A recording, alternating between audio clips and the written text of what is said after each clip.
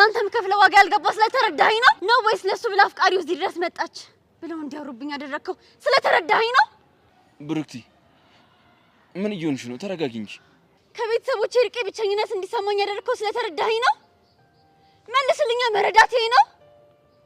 ይኸውልሽ ሀቢብቲ እኔ እኮ አንቺ አስቤ ነው ምንም እንድትሆኝብኝ ወይ ደግሞ እንድትጎጂብኝ ስለማልፈልግ ነው። ለኔ ብለክ አይደለም። እና ታዲያ ሌላ ምን ምክንያት ይኖረኛል? ልብ ሌላ ሰው ጋር ስለሄደ እንዳይደብራት ብለህ ነው። አሁንም ሰብለ ጋር ልትይ ነው? አዎ ለሷ ስሜት እንዳለ አውቃለሁ። ይኸውልሽ ሀቢብቲ ግምትሽ ልክ አይደለም። እኔ ለሰብለ የሚሰማኝ ምንም አይነት ስሜት የለም። አልታወቀህም እንጂ ለሰብለ የሚሰማ ስሜት ለዓለም የለህም።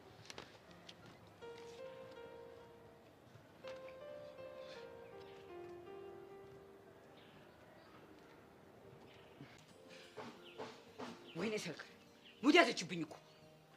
ተረጋጋ ሰርካር፣ ይሄን ክብርን እናስመልሳለን። እኔ ሰርካር ማን እንደሆነ አሳያታለሁ። ለኪቱ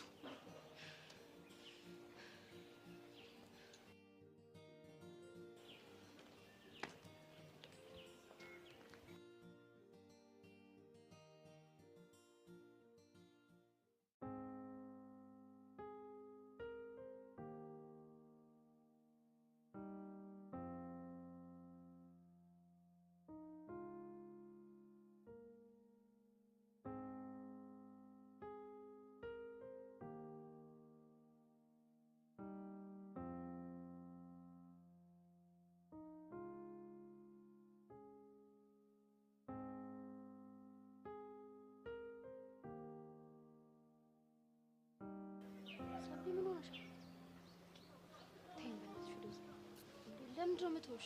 ምንድነው አትነግሪ?